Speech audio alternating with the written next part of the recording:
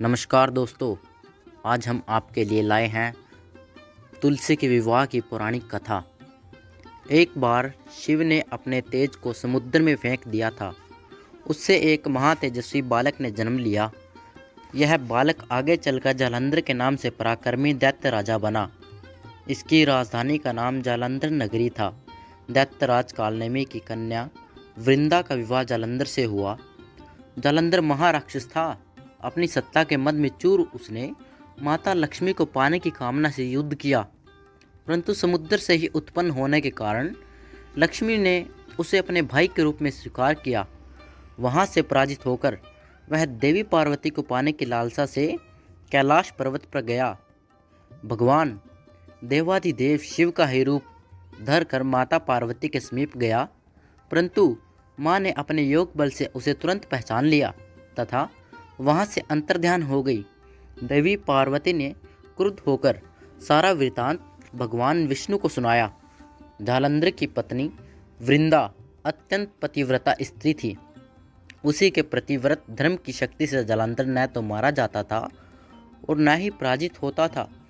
इसलिए जालंधर का नाश करने के लिए वृंदा के पतिव्रत धर्म को भंग करना बहुत आवश्यक था। इसी कारण भगवान विष्णु ऋषि का वेश धारण कर वन में जा पहुंचे, जहां वृंदा अकेली भ्रमण कर रही थी।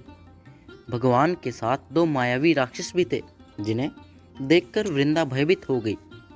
ऋषि ने वृंदा के सामने पल में दोनों को भस्म कर दिया। उनकी शक्ति देखकर वृंदा ने कैलाश पर्वत पर महादेव के साथ युद्ध कर रहे अपने पति जालंधर के बारे में पूछा। ऋषि ने अपने माया जाल से दो वानर प्रकट किए। एक वानर के हाथ में जालंधर का सिर था तथा दूसरे के हाथ में धड़। अपने पति की यह दशा देखकर वृंदा मूर्छित होकर गिर पड़ी। होश में आने पर उन्होंने ऋषि रूपी भगवान से विनती की कि वह उसके पति को जीवित करे। भगवान ने अपनी माया से पुनः जालंधर का सिर धड़ से जोड़ दिया, परंतु स्वयं भी वह उसी शरीर में प्रवेश कर गए। वृंदा को इस छल का तनिक भी आभास न हुआ।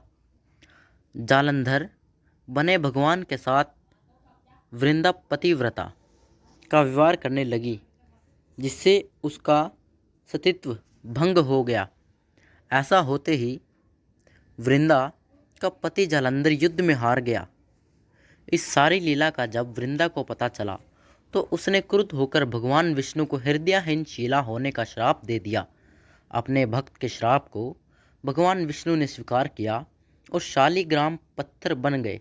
सृष्टि के पालनकर्ता के पत्थर बन जाने से ब्रह्मांड में असंतुलन की स्थिति हो गई। यह देखकर सभी देवताओं ने वृंदा से प्रार्थना की कि वह भगवान विष्णु को श्राप मुक्त कर दे।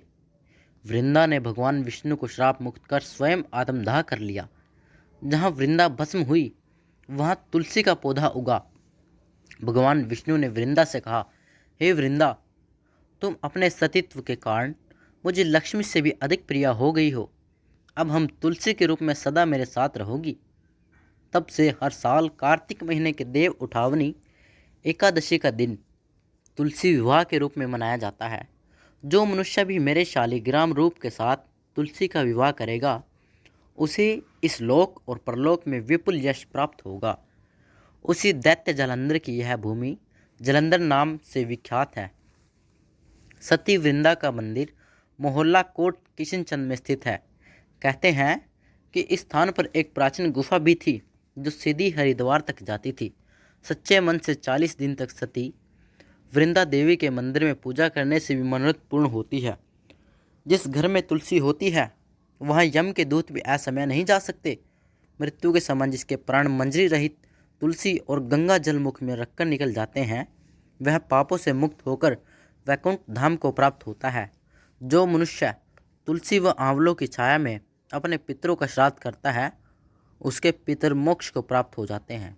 दोस्तों, तो ये थी तुलसी माता की कहानी।